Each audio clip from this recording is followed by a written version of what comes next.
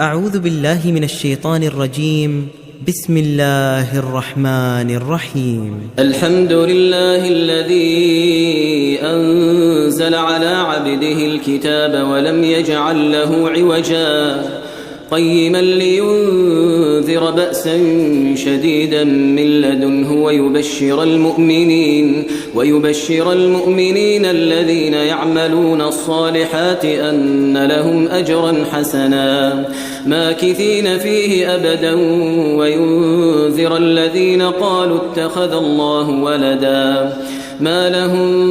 به من علم ولا لآبائهم كبرت كلمة تخرج من أفواههم إن يقولون إلا كذبا فلعلك باخع نفسك على آثارهم إن لم يؤمنوا بهذا الحديث أسفا إنا جعلنا ما على الأرض زينة لها لنبلوهم أيهم أحسن عملا وإنا لجاعلون ما عليها صعيدا جرزا أم حسبت أن أصحاب الكهف والرقيم كانوا من آياتنا عجبا إذ أوى الفتية إلى الكهف فقالوا ربنا آتنا من لدنك رحمة وهيئ لنا من أمرنا رشدا فضربنا على آذانهم في الكهف سنين عددا ثم بعثناهم لنعلم أي الحزبين أحصى لما لبثوا أمدا نحن نقص عليك نبأهم بالحق إنهم فتية آمنوا بربهم وزدناهم هدى وربطنا على قلوبهم إذ قاموا فقالوا ربنا رب السماوات والأرض لن ندعو من دونه إلها لقد قلنا إذا شططا هؤلاء قومنا اتخذوا من دونه آلهة لولا يأتون عليهم بسلطان بين فمن أظلم ممن افترى على الله كذبا وإذ اعتزلتموهم وما يعبدون إلا الله فأووا إلى الكهف ينشر لكم ربكم من رحمته ويهيئ لكم من أمركم مرفقا وترى الشمس إذا طلعت تزاور عن كهفهم ذات اليمين وإذا غربت تقرضهم ذات الشمال وهم في فجوة منه ذلك من آيات الله من يهد الله فهو المهتد ومن يضلل فلن تجد له وليا مرشدا وتحسبهم أيقاظا وهم رقود ونقلبهم ذات اليمين وذات الشمال وكلبهم باسط ذراعيه بالوصيد لو اطلعت عليهم لوليت منهم فرارا ولملئت منهم رعبا وكذلك بعثناهم ليتساءلوا بينهم قال قائل منهم كم لبثتم قالوا لبثنا يوما أو بعض يوم قالوا ربكم أعلم بما لبثتم فابعثوا أحدكم بورقكم هذه إلى المدينة فلينظر أيها أزكى طعاما فليأتكم برزق منه وليتلطف ولا يشعرن بكم أحدا إنهم إن يظهروا عليكم يرجموكم أو يعيدوكم في ملتهم ولن تفلحوا إذن أبدا وكذلك أعثرنا عليهم ليعلموا أن وعد الله حق وأن الساعة لا ريب فيها إذ يتنازعون بينهم أمرهم فقالوا ابنوا عليهم بنيانا ربهم أعلم بهم قال الذين غلبوا على أمرهم لنتخذن عليهم مسجدا سيقولون 3 رابعهم كلبهم ويقولون 5 سادسهم كلبهم رجما بالغيب ويقولون 7 وثامنهم كلبهم قل ربي أعلم بعدتهم ما يعلمهم إلا قليل فلا تمار فيهم إلا مراء ظاهرا ولا تستفت فيهم منهم أحدا ولا تقولن لشيء إني فاعل ذلك غدا إلا أن يشاء الله واذكر ربك إذا نسيت وقل عسى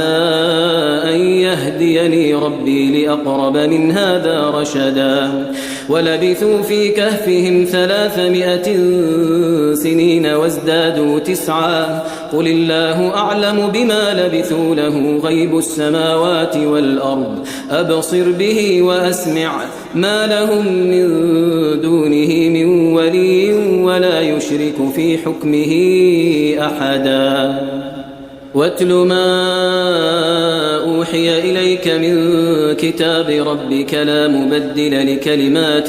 لا مبدل لكلماته ولن تجد من دونه ملتحدا واصبر نفسك مع الذين يدعون ربهم بالغداة والعشي يريدون وجهه ولا تعد عيناك عنهم تريد زينة الحياة الدنيا ولا تطع من أغفلنا قلبه عن ذكرنا واتبع هواه وكان أمره فرطا وقل الحق من ربكم فمن شاء فليؤمن ومن شاء فليكفر إنا أعتدنا للظالمين نارا أحاط بهم سرادقها وإن يستغيثوا يغاثوا بماء كالمهل يشوي الوجوه بئس الشراب وساءت مرتفقا إن الذين آمنوا وعملوا الصالحات إنا لا نضيع أجر من أحسن عملا أولئك لهم جنات عدن تجري من تحتهم الأنهار يحلون فيها من أساور من ذهب ويلبسون ثيابا خضرا من سندس واستبرق متكئين فيها على الأرائك نعم الثواب وحسنت مرتفقا واضرب لهم مثل الرجلين جعلنا لأحدهما جنتين من أعناب وحففناهما بنخل وجعلنا بينهما زرعا كلتا الجنتين آتت أكلها ولم تظلم منه شيئا وفجرنا خلالهما نهرا وكان له ثمر فقال لصاحبه وهو يحاوره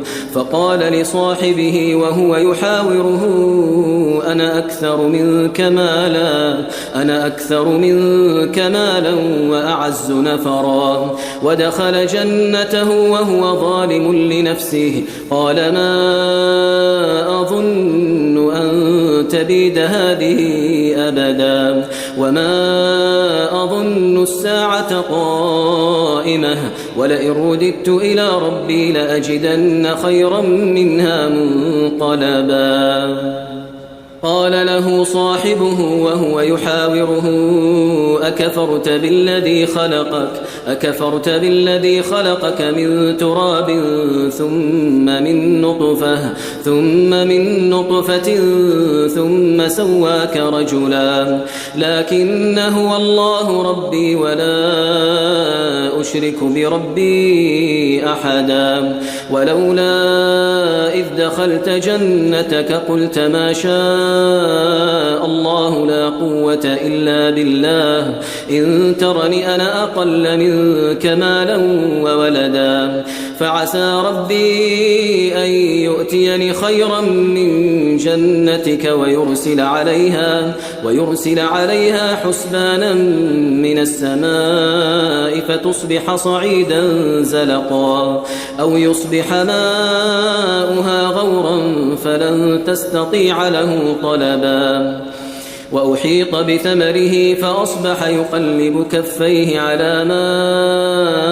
أنفق فيها وهي خاوية على عروشها ويقول يا ليتني لم أشرك بربي أحدا ولم تكن له فئة ينصرونه من دون الله وما كان منتصرا هنالك الولاية لله الحق هو خير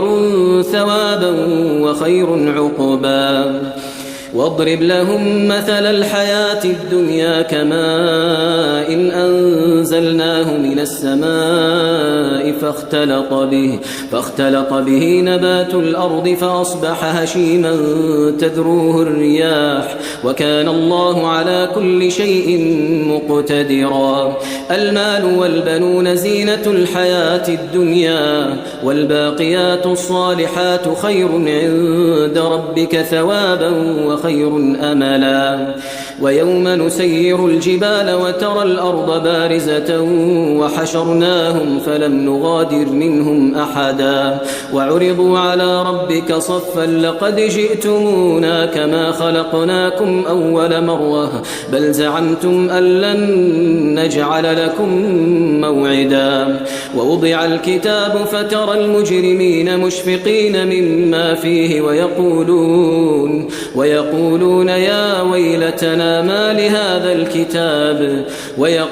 يا ويلتنا ما لهذا الكتاب لا يغادر صغيرة ولا كبيرة إلا أحصاها ووجدوا ما عملوا حاضرا ولا يظلم ربك أحدا وإذ قلنا للملائكة اسجدوا لآدم فسجدوا إلا إبليس كان من الجن ففسق عن أمر ربه أفتتخذونه وذريته أولياء من دوني وهم لكم عدو بئس للظالمين بدلا ما أشهدتهم خلق السماوات والأرض ولا خلق أنفسهم وما كنت متخذ المضلين عضدا ويوم يقول نادوا شركائي الذين زعمتم فدعوهم فلم يستجيبوا لهم وجعلنا بينهم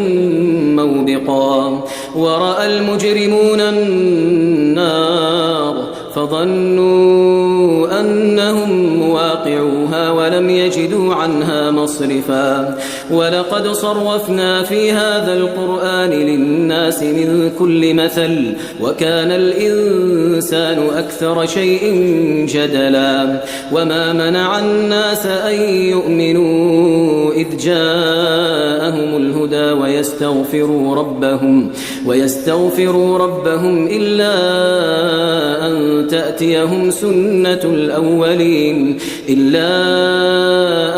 تأتيهم سنة الأولين أو يأتيهم العذاب قبلا وما نرسل المرسلين إلا مبشرين ومنذرين ويجادل الذين كفروا بالباطل ليدحضوا به الحق واتخذوا آياتي وما أنذروا هزوا ومن أظلم ممن ذكر بآيات ربه فأعرض عنها ونسي ما قدمت يداه إنا جعلنا على قلوبهم أكنة أن يفقهوه وفي آذانهم وقرا وإن تدعوهم إلى الهدى فلن يهتدوا إذن أبدا وربك الغفور ذو الرحمة لو يؤاخذهم بما كسبوا لعجل لهم العذاب بل لهم موعد لن يجدوا من دونه موئلا وتلك القرى أهلكناهم لما ظلموا وجعلنا لمهلكهم موعدا وإذ قال موسى لفتاه لا أبرح حتى أبلغ مجمع البحرين أو أمضي حقبا فلما بلغا مجمع بينهما نسيا حوتهما فاتخذ سبيله في البحر سربا فلما جاوزا قال لفتاه آتنا غداءنا لقد لقينا من سفرنا هذا نصبا قال أرأيت إذ أوينا إلى الصخرة فإني نسيت الحوت وما أنسانيه إلا الشيطان أن أذكره واتخذ سبيله في البحر عجبا قال ذلك ما كنا نبغي فارتدا على آثارهما قصصا فوجدا عبدا من عبادنا آتيناه رحمة من عندنا وعلمناه من لدنا علما قال له موسى هل أتبعك على أن تعلمني مما علمت رشدا قال إنك لن تستطيع معي صبرا وكيف تصبر على ما لم تحط به خبرا قال ستجدني إن شاء الله صابرا ولا أعصي لك أمرا قال فإن اتبعتني فلا تسألني عن شيء حتى أحدث لك منه ذكرا فانطلقا حتى إذا ركبا في السفينة خرقها قال أخرقتها لتغرق أهلها لقد جئت شيئا إمرا قال ألم أقل إنك لن تستطيع معي صبرا قال لا تؤاخذني بما نسيت ولا ترهقني من أمري عسرا فانطلقا حتى إذا لقيا غلاما فقتله قال أقتلت نفسا زكية بغير نفس لقد جئت شيئا نكرا قال ألم أقل لك إنك لن تستطيع معي صبرا قال إن سألتك عن شيء بعدها فلا تصاحبني قد بلغت من لدني عذرا فانطلقا حتى إذا أتيا أهل قرية استطعما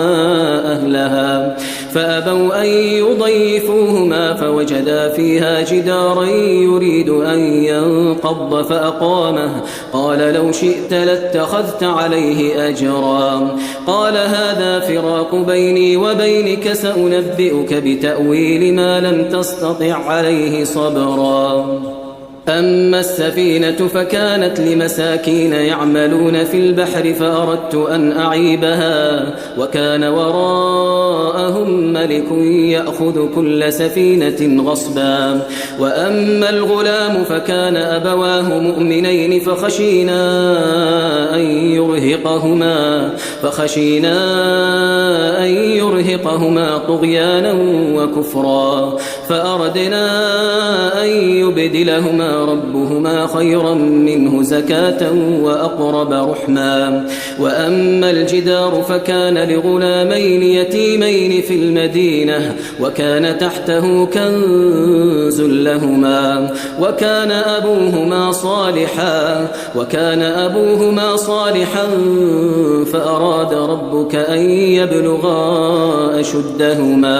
فأراد ربك أن يبلغا أشدهما ويستخرجا كنزهما رحمة من ربك وما فعلته عن أمري ذلك تأويل ما لم تسطع عليه صبرا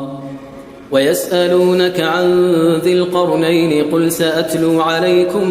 منه ذكرا إنا مكنا له في الأرض وآتيناه من كل شيء سببا فأتبع سببا حتى إذا بلغ مغرب الشمس وجدها تغرب في عين حمئة ووجد عندها قوما قلنا يا ذا القرنين إما أن تعذب وإما أن تتخذ فيهم حسنا قال أما من ظلم فسوف نعذبه ثم يرد إلى ربه فيعذبه عذابا نكرا وأما من آمن وعمل صالحا فله جزاء الحسنى وسنقول له من أمرنا يسرا ثم أتبع سببا حتى إذا بلغ مطلع الشمس وجدها تطلع على قوم لم نجعل لهم من دونها سترا كذلك وقد أحطنا بما لديه خبرا ثم أتبع سببا حتى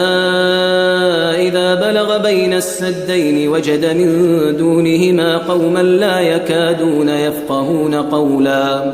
قالوا يا ذا القرنين إن يأجوج ومأجوج مفسدون في الأرض فهل نجعل لك خرجا على أن تجعل بيننا وبينهم سدا قال ما مكني فيه ربي خير فأعينوني بقوة أجعل بينكم وبينهم ردما آتوني زبر الحديد حتى إذا ساوى بين الصدفين قال انفخوا حتى إذا جعله نارا قال آتوني أفرغ عليه قطرا فما استطاعوا أن يظهروه وما استطاعوا له نقبا قال هذا رحمة من ربي فإذا جاء وعد ربي جعله دكاء وكان وعد ربي حقا وتركنا بعضهم يومئذ يموج في بعض ونفخ في الصور فجمعناهم جمعا وعرضنا جهنم يومئذ للكافرين عرضا الذين كانت أعينهم في غطاء عن ذكري وكانوا لا يستطيعون سمعا أفحسب الذين كفروا أن يتخذوا عبادي من دوني أولياء إنا أعتدنا جهنم للكافرين نزلا قل هل ننبئكم بالأخسرين أعمالا الذين ضل سعيهم في الحياة الدنيا وهم يحسبون أنهم يحسنون صنعا أولئك الذين كفروا بآيات ربهم